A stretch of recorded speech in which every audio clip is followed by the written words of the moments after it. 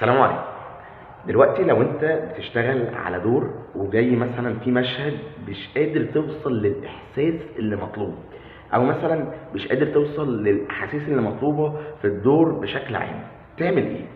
ابدا ان انت اعمل اللعبه دي انت بتخدع عقلك او بتوهم عقلك. ازاي؟ انت دلوقتي بتعمل مثلا مشهد المفروض تبقى مثلا ايه، بتحس فيه بالجمال، فانت مش قادر توصل للاحساس ده. ابدا تخيل اكله انت بتحبها قوي، فانت مثلا بتحب الجمبري، فتخيل وانت بتقول الكلام مثلا ان ده جمبري، ده جواك ان ده جمبري.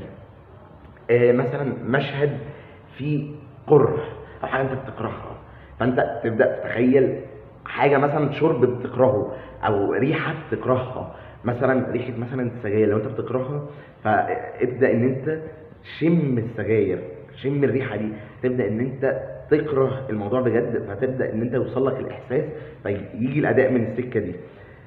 وهكذا بقى لو مثلا مشهد فيه مثلا رومانسيه وانت مش قادر توصل للرومانسيه، فابدا ان انت تخيل آه، حاجه بتحب، مكان بتحب ان انت تروحه، اكله شرب ريحه، اي حاجه ايا كان بتحبها هتوصلك للاحساس اللي انت عايزه.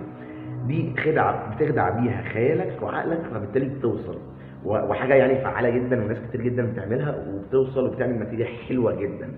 فاعمل ده لو انت مش واصل للاحساس الكامل للدور، هيساعدك جدا. وبس كده، اعمل لايك وشير عشان الفيديو يوصل لاكبر عدد ممكن، واشترك في القناه وفعل زر الجرس عشان يوصلك كل جديد. سلام عليكم.